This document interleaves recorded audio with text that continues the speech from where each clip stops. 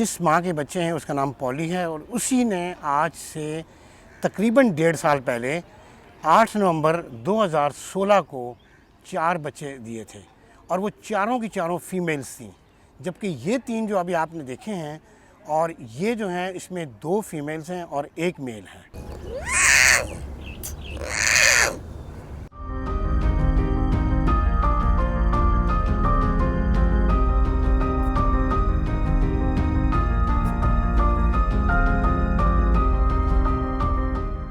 बड़ी proper vaccination होती है और क्या कहते हैं ये 2-3 दफ़ा हम लोग इनको डिफरेंट टाइम पे करते रहते हैं।